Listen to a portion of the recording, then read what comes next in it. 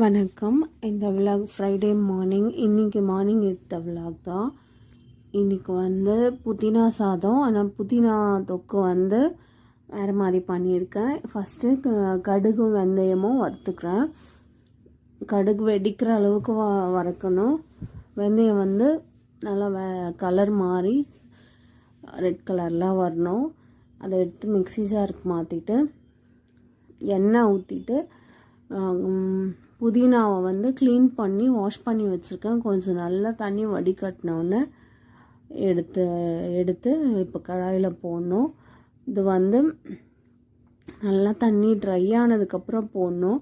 இது ஒரு 3 கட்டு புதினா இருக்கும்.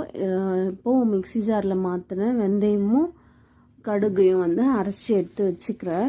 நான் இவ்வளோ வெந்தயம் கடுகு தேவையில்லை, ஒரு ஸ்பூன் இருந்தால் போதும் நம்ம சமையலுக்கு. புதினாவை மிக்ஸி ஜாருக்கு மாற்றிடுறேன்.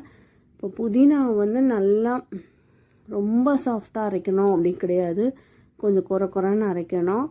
அப்புறம் ஒரு நெல்லிக்காய் சைஸ் புளி எடுத்து அதை நல்லா ட்ரைன் பண்ணியிருக்கேன். கூடவே வந்து அந்த வெந்தய கடுகு பவுடர், மஞ்சத்தூள், மிளகாத்தூள் போட்டிருக்கேன். இது வந்து குழம்பு மிளகாத்தூள், கூடவே வந்து தனி மிளகாத்தூளும் போட்டிருக்கேன். நல்லா கட்டி இல்லாமல் அதை கரைச்சிக்கணும். அதே பேனில் திருப்பி நல்லெண்ணெய் ஊற்றிருக்கேன். இப்போ புதினா எப்படி அரைச்சிருக்கேன்னு காமிச்சேன், அந்த மாதிரி அரைச்சி எடுத்து வச்சுக்கணும்.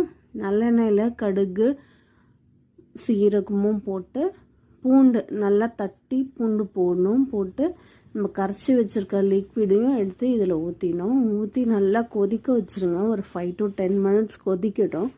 கொதித்து நல்லா எண்ணெயெல்லாம் பிரிஞ்சு வரும்போது அந்த அரைச்ச புதினாவை எடுத்து இதில் போட்டு கொஞ்சம் உப்பு, கல்லுப்பும் பெருங்காயத்தூளும் போட்டிருக்கேன்.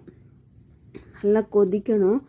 நல்லா கொதி வரணும். ஒரு 15 minutes வரணும். ஒரு 5 minutes நல்லா ஒரு மீடியம் ஃப்ளேம்லேயும், அடுத்த 10 minutes நல்லா ஒரு ஸ்லோ ஃப்ளேம்லேயும் வரணும். நல்லா கொதிச்சதுன்னா இது வந்து ஒரு 2 month கூட இந்த புதினா சட்னி அப்படியே இருக்கும்.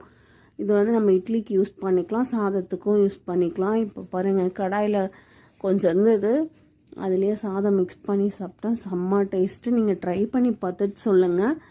பொரியலுக்கு பொரியலுக்கு வந்து உருளைக்கிழங்கும் பட்டாணியும் போட்ட பொரியல், எண்ணெய், கடுகு, உளுத்தம்பருப்பு, வெங்காயம் போட்டு வதக்கிட்டு, கூடவே வந்து உருளைக்கிழங்கு குட்டி குட்டியாக கட் பண்ணி வச்சுருக்கேன், அந்த உருளைக்கிழங்கும் போட்டு, அப்புறம் வந்து பட்டாணி. இப்போ இந்த சீசனில் பட்டாணி ரொம்ப விலை கம்மியாக கிடைக்கிது.